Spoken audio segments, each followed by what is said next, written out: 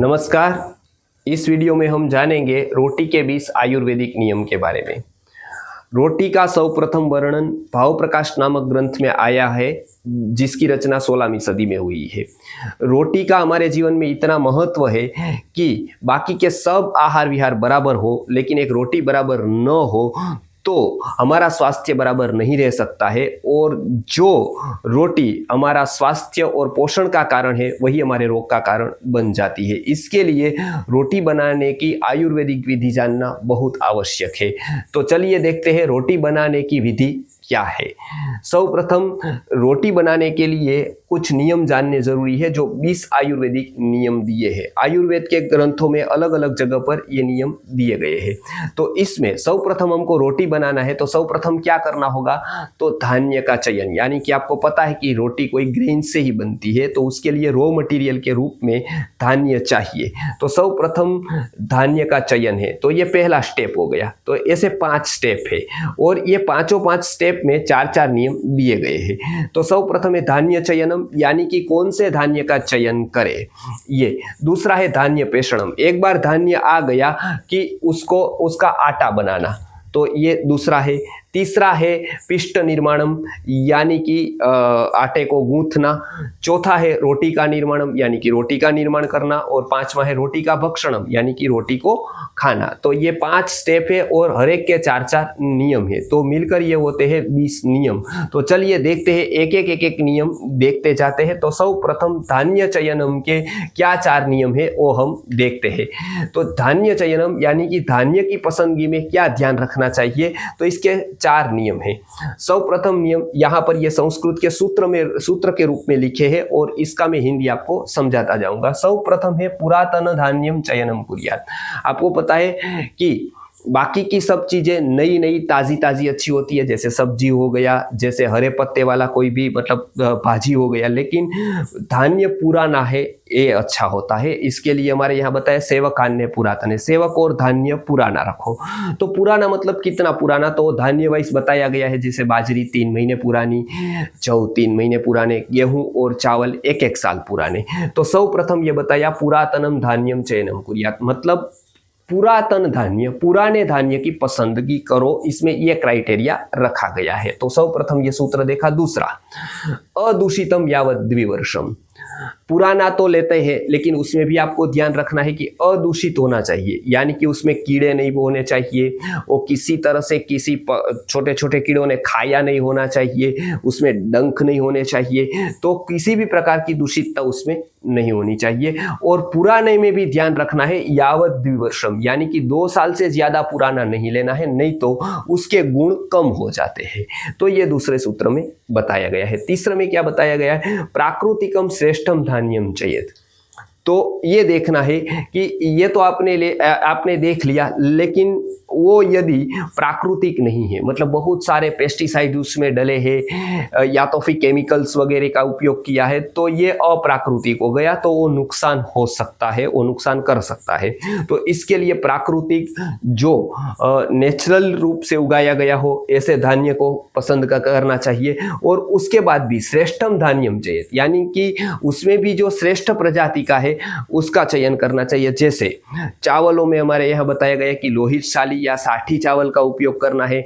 गेहूं में भी बताया गया कि जो विशेष जात की जो गेहूं आते हैं, गोधूम आते हैं मधुली नामक, उसका चयन करना चाहिए। गुजरात में हम देखें तो भाल प्रदेश का भालिया गेहूं आता है, उसका चयन सर्वश्रेष्ठ, मतलब उसके गुण सर्वश्रेष्ठ होते हैं, तो वो लेने चाहिए। तो ये तीसरे सूत्र में समझाया। चौथा सूत्र कहता है कि धान्य लाया, उसके बाद क्या करना है, तो चौथा स्टेप ये है तेरंड तेलादि भी सुस्थाने रक्षेत, मतलब एरंड तेलादि भी मज्जनं कृत्वा सुस्थाने रक्षेत, यानी कि एरंड तेल वगैरह उसको लगाना है व्यवस्थित रूप से, ताकि ये जो धान्य है उसको कीड़े न लगे। अब तक नहीं लगे हैं, अब ध्यान रखना है कि न लगे। इसके लिए क्या करना है, तो एरंड तेल वगैरह से उसको लेपन करना है और आगे क्या करना है कि फिर उसको रख देना है। कहाँ रखना है? सुस्थाने, यानी कि अच्छी जगह। कौन सी जगह पर? तो जहां पर मॉइस्चर ना आता हो, जहां पर बहुत ताप ना आता हो, जहां पर पानी न गिरता हो, जहां पर चूहे ना आते हो, जहां पर कीड़े ना आते हो। तो इस तरह का जो एक स्थान है उसमें व्यवस्थित पात्र बनाकर या पात्र लेकर व्यवस्थित रूप से उसको ढक कर रखना चाहिए। तो ये धान्य चयनम का जो पहला स्टेप है उसके ये 4 नियम हमने देखे। अब देखते हैं दूसरा स्टेप, वो है धान्य पेषणम, यानी कि आटा पीसते वक्त क्या ध्यान में रखें। धान्य तो ले लिया, अब बारी आई है आटा पीसने की। तो सर्वप्रथम यहाँ सूत्र के रूप में बताया गया है, सर्वप्रथम जब निकालते हैं उसके बाद क्रम आता है आटा पीसने का। तो इसके लिए स्वच्छं कृत्वा आतपे रक्षेत, सीधा निकाला और उसको आटा बना दिया, आटे मतलब घंटी में डाल दिया, ऐसा नहीं करना है। क्या करना है? पहले तो देख लेना है कि भाई पहले तो कुछ था नहीं, अभी अशुद्धि आ सकती है, वहां पर किसी भी कारण से मिट्टी लग सकती है, कोई कंकड़ आ सकता है, कोई छोटा सा कीड़ा किसी भी तरह से आ सकता है। तो पहले तो स्वच्छ कर देना है, उसको देख लेना है। बाद में क्या? आतपे रक्षित, कैसे ऐसे जीव होते जो दिखते नहीं है, मॉइस्चर है दिखता नहीं है, तो लेकिन ताप में यदि गया, ताप में रख दिया तो मॉइस्चर वगैरह उठ जाता है। तो आतप में रक्षित यानी कि धूप में रखना है। कैसी धूप में रखना है? कड़ी धूप में रखना है। मतलब आप मानो कि 11 बजे से लेकर 2-3 बजे तक रख सकते हैं। उसके बाद क्या करना है? तो उसके बाद क्रम आता है दूसरा, पेषणम यथा पोषण रक्षणम। पोषण का रक्षण हो इस तरह से ही आपको ग्राइंडिंग करना है। ऐसा नहीं कि भाई किसी भी तरह से कर दिया। तो आदर्श ग्राइंडिंग क्या है? मतलब तो हमारे यह बताए कि जो हाथ चक्की चलाते थे तो वो करीब करीब 40 से 50 आरपीएम पर घूमती है, तो वो बिल्कुल धीरे धीरे घूमती है, तो सारे पोषक तत्व वहां पर रह जाते हैं। अभी आज की जो चक्की वो बहुत फास्ट घूमती है, तो पोषण वहां पर रक्षित नहीं होता है, पोषण का नाश हो जाता है, बहुत ही हीट जनरेट होती है। तो ऐसा करें कि जहां हीट जनरेट ना हो, ऐसे कम आरपीएम पर ही उसको घुमाकर आटा मतलब आटा को ये पेषण करे, यानी कि वो आटा को ग्राइंडिंग करे। बराबर है, ये दूसरा हो गया। फिर तीसरा स्टेप क्या है? अति सूक्ष्म पेषणम न कुरिया। तब आपको पता है कि अभी के काल पे बहुत बारीक आटा चाहिए, मतलब बराबर है। पहले के काल में क्या होता है कि थूला के साथ, यानी कि जो उसके फाइबर्स होते थे थोड़ा ज्यादा, तो इस तरह का आटा पसंद करते थे, इस तरह के आटे की रोटी बनाते थे। लेकिन आजकल क्या हुआ? बिल्कुल बारीक आटा चाहिए। तो बारीक आटा से क्या होता है आपको पता है? बारीक आटा होने पर वो पचने में बहुत भारी हो जाता है, और जैसे उसको जाड़ा किया थोड़ा, बराबर है, थोड़ा थिक किया, तो क्या होता है? वो पचने में हल्का हो जाता है। ऐसा क्यों है?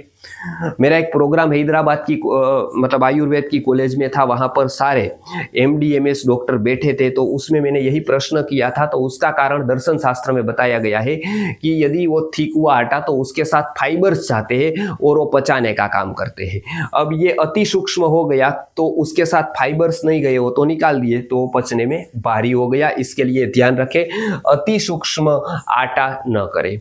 चौथा स्टेप है, अब आटा को ऐसा रख दिया, अच्छा हो गया, यहां तक हमने पूरा फॉलो किया, लेकिन अब वो आटे हमने बहुत सारा पेषण करके रख दिया, उसको रख दिया और वो पुराना हो गया। तो बहुत पुराना नहीं चलेगा भाई, उसमें फिर से कीड़े पड़ने की, गुण चले जाने की फिर से शक्यता रह जाएगी। इसके लिए चौथा नियम बताया, यावत पक्षम पिष्टम रक्षेत।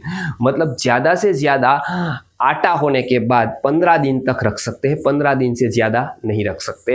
एडवाइजेबल तो यही है कि हर एक हफ्ते में हम मतलब पेषण करें, मतलब आटा पीसे और उसको रख दे, और हर एक हफ्ते हम नया आटा करें, ज्यादा से ज्यादा 10 दिन। लेकिन और ज्यादा करना है तो 15 दिन के बाद तो आटा उपयोग करना ही नहीं चाहिए, उसके गुण हीन गुण वाला हो जाता है, हीन वीर्य हो जाता है। तो ये धान्य पेषणम यानी कि आटा पीसते वक्त क्या क्या ध्यान में रखे, इसके बारे में अभी हमने देखा।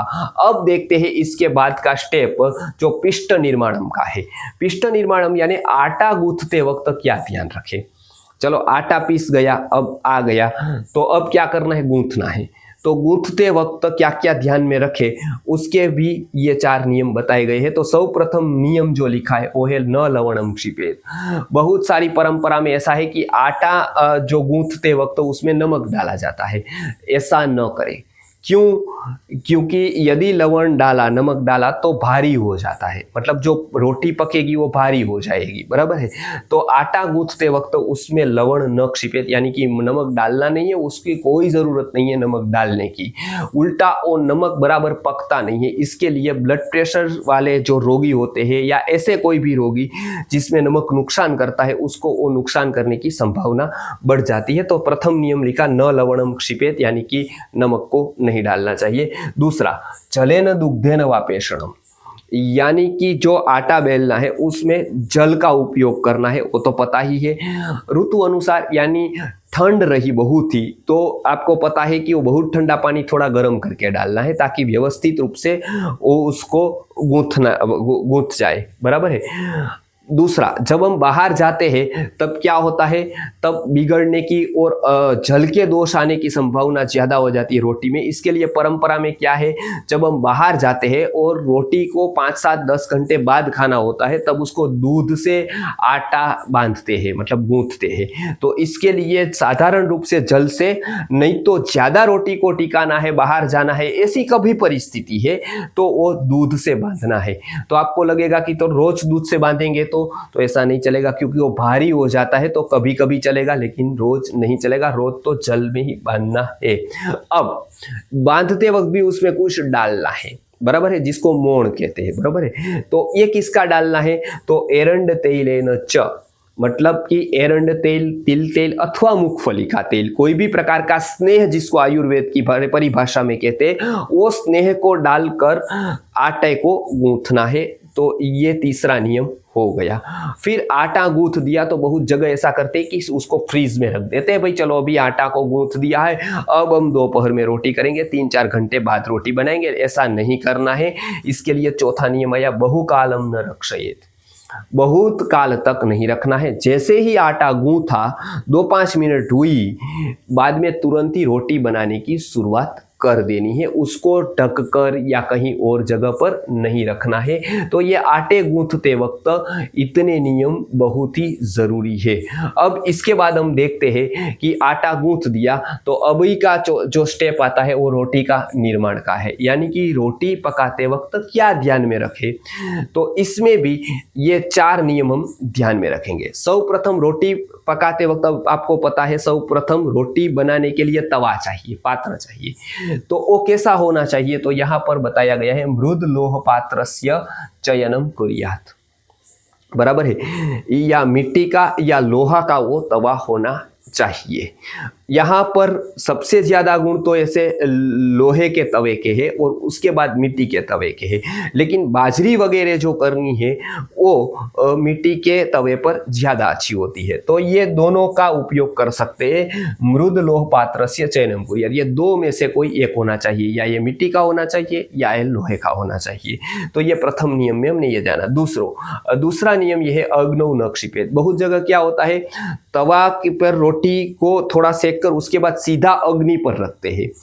तो सीधा गैस वगैरह की अग्नि है तो नहीं रखना है। पहले के काल में जब वो अंगारे पर होता था, अंगारा भी जो उस क्वालिटी का आता था, तो उस पर रोटी रखी जाती थी, बराबर है। इसके लिए एक नाम रोटी का अंगार करकटी भी है, क्योंकि वो अंगारे पर रखी जाती थी।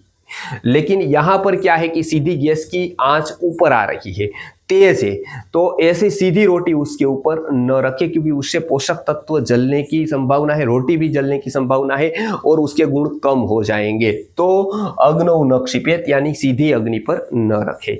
तीसरा नियम क्या है, अर्धपक्वम न कारयेत। रोटी किसी भी तरह से हम कर देते हैं आधी, मतलब साइड पर पकी नहीं होती है, बीच में पक जाती है, तो ऐसा न करें, उसको आधी पकी कहते हैं। और आधी पकी रोटी पचने में भी बहुत दुर्धर है और बहुत ही नुकसान करती है, उदर के रोग यानी कि पेट के रोग करती है। तो आधी पकी रोटी न खाए, पूरी पकाए। पूरी पकाने के वक्त भी ये ध्यान में रखे, जो चौथा नियम कहता है क्या, अति पक्वम न करे। ऐसा नहीं कि भाई चलो पका दी तो इतनी पकाई कि वो जल गई या टेस्ट बदल गया तो भी नुकसान है। मतलब अति पक्व भी न करे, क्योंकि आयुर्वेद का नियम है अति सर्वत्र वर्जयेत। तो इसके लिए अति भी न पकाए। इसके लिए हमको पता है रोटी पकाते वक्त उसको बार बार फिरना पड़ता है, मतलब घुमाना पड़ता है, इधर उधर इधर उधर। ऐसा ही नागरवेल के पत्तों में है, मतलब बराबर है, ऐसा ही रोटी में है, उसको बार बार घुमाना पड़ता है। नहीं तो क्या होता है, एक जगह वो जल जाती है और जलने के बाद वो गुण कम हो जाते हैं उसके। तो ये खास आपको ध्यान में रखना है कि रोटी का निर्माण में ये जो 4 नियम महत्वपूर्ण बताए हैं वो ध्यान रखना है। अब आगे का स्टेप हम देखते हैं। तो रोटी का भक्षण यानी कि रोटी को खाना, तो रोटी खाते वक्त क्या ध्यान में रखना है ये इसके बाद में बताया गया है। सर्वप्रथम रोटी बन गई, उसके बाद सर्वप्रथम नियम ये कहता है यावत यामम भक्षयेत, बराबर है। तो क्या अर्थ हुआ उसका, मतलब रोटी बन गई उसको तुरंत खाना 10-15 मिनट में, वो पहला मतलब पहला ये एडवाइजेबल है, ये कर सकते हैं कि तुरंत हुई तुरंत खाई, बराबर है, ये पहला। नहीं तो 1 घंटे तक खाई, नहीं तो 2 घंटे तक खाई, लेकिन ज्यादा से ज्यादा यामम यानी क्या होता है 3 घंटा प्रहर तक खा सकते हैं, 3 घंटे तक खा, उसके बाद वो बासी हो जाती है। भगवत गीता में भी बताया गया है यातयामम गतरसम, यातयामम यानी कि यातायामा यस्मात्, 1 प्रहर चला गया हो जिससे। तो इसके लिए रोटी का 3 घंटे से ज्यादा वक्त नहीं रखनी है, नहीं खानी है। तो ये पहला ध्यान में रखना है। क्या होता है उससे, वो बासी हो जाती है, भारी हो जाती है और तामस हो जाती है। तो ये पहला नियम, रोटी बनी तुरंत मानो 10-15 मिनट में ही उसका भक्षण कर ले तो पूरे के पूरे गुण मिलेंगे। दूसरा, रोटी खाते वक्त न पेयम रोटी कया सह, रोटी खाते वक्त पूजी उसके साथ पिए नहीं। मतलब आपको पता है पेयम यानी कि पीने की चीजें, जैसे दाल हो गई, जैसे छाछ हो गई, जैसे और भी कुछ हो गया, कुछ भी पीना नहीं है। पीने से क्या होता है, जो चबाने का जो अभ्यास होता है या चबाना पड़ता है वो चबाई नहीं जाती, क्योंकि पीने का जो अंदर गया तो उसको रोटी के टुकड़े को अंदर ले जाता है, वो अंदर गया कि वो चबाया बिना जाता है तो अपचन होता है, अजीर्ण होता है। इसके लिए रोटी खाते वक्त ये खास ध्यान में रखे कि उसको चबाने के लिए जरूरी है कि पेय न पिए उस टाइम।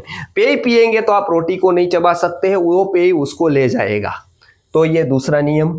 तीसरा क्या है, योग्य अनुपानेन च, यानी कि रोटी आई उसको योग्य अनुपान चाहिए। अब आप तो बता रहे हैं कि भाई रोटी के साथ कोई पीना नहीं है, तो अनुपान क्या, अनुपान मतलब रोटी के ऊपर घी अवश्य लगाना है, वो हो गया उसका अनुपान।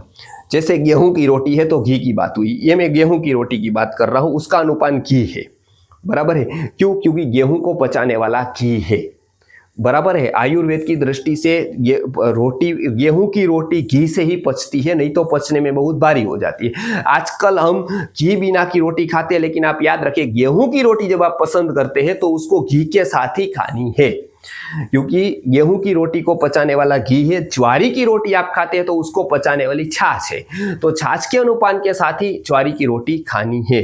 बाजरी गुड़ के साथ खा सकते हैं।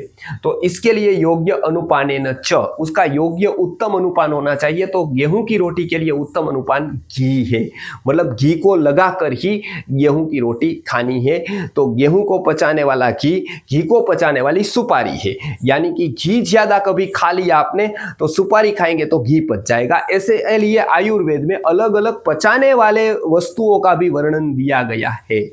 चलिए, ये तीसरा नियम हो गया। चौथा नियम, यथास्थिति सेवनम, यानी कि हमारी स्थिति क्या है, हमको कौन सा रोग है, वो सब देखकर ही रोटी को खाना है। मतलब देखिए, कोई कोई जगह पर हमारी स्थिति क्या है, जैसे कि किसी को कोष्ठबद्धता है, मतलब कॉन्स्टिपेशन है, तो उसको जव की रोटी खानी है, क्योंकि वो मलभेदक है, वो कॉन्स्टिपेशन को दूर करेगी, बराबर है। अब कोई कोई लोगों को डायबिटीज है तो उसको भी जव की रोटी खानी चाहिए, वो श्रेष्ठ है, गेहूं की रोटी छोड़नी चाहिए। फिर किसी किसी लोगों को यदि वो श्रम करते हैं और उसको मतलब मीठी वगैरह चाहिए, उसको स्वादिष्ट चाहिए, तो ज्वारी की भी रोटी खा सकते हैं श्रम करने वाले।